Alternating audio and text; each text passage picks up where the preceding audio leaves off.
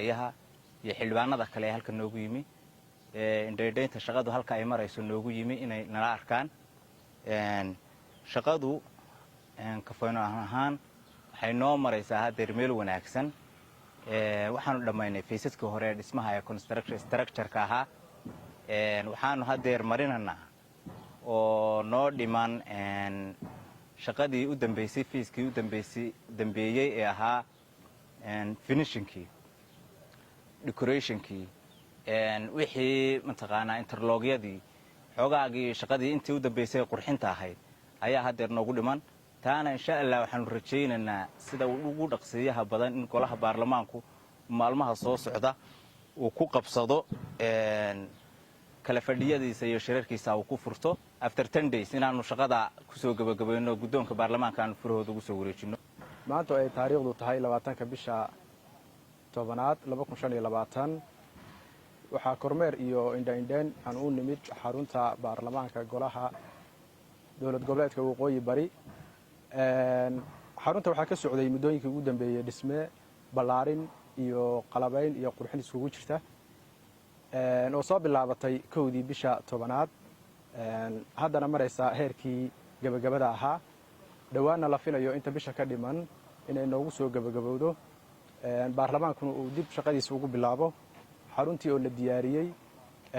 si qurux badan oo casriyeysanna loo qalabeeyey shirkadaha qalabaynta iyo qurxinta iyo ballaarinta ay noo qabto waxaa ka mid ah shirkadda Fenon Star ay nala joogaan injineeradeedii haddana waxay rajeynayaan inay ku soo gabagabeeyaan shaqada waqtiga loogu igmaday oo ah dhamaadka bisha October 2025 mudana gudoomiye ku-xigeenka labaad ee golaha wakiilada dowlad goboleedka waqooyi bari ahna kusimaha gudoomiyaha golaha wakiilada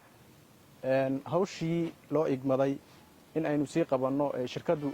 inoo haysay waxay maraysaa stage-kii ugu dambeeyay dhawaanna waxaanu filaynaa in ay soo gabagabeeyaan waad aragteen baaxadda iyo quruxda iyo guriga sida laga dhigay naqshadda hadda uu marayana waxa weeye stage-kii ugu dambeeyey ee ahaa qurxinta iyo caddaynta dhawaanna waxay inoo ballan qaadeen inay ku dhammayn doonaan waqtiga inta uu golahu fasaxa ku maqan yahay mudana gudoomiye ku soo dhawow xildhibaanada xogayaha shirkadda Fenon injineeradeeda dhawaad salaam alaykum warahmatullahi wabarakatuh waxaan saaka soo booqanay xarunta golaha oo runtii uu ka socdo dhisme dib u habeyn iyo ballaarin lagu sameeyay golaha runtii oo maraya meel gabagaba maraya shaqaduna si fiican u socoto runtii aan rajaynayna inay ku gabagabowdo waqtiga loogu talagalay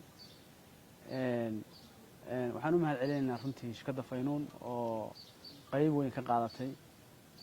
runtii wax loo yaqaan dhismahan iyo shaqada wanaagsan ee ay dadka u hayaan runtii baarlamaankana u hayaan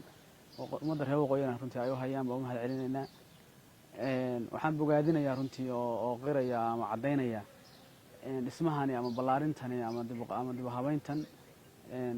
qalabaynta xafiisyada iyo ballaarinta golahuba inay ku timi isku tashi bulsho runtii ay ku timi aan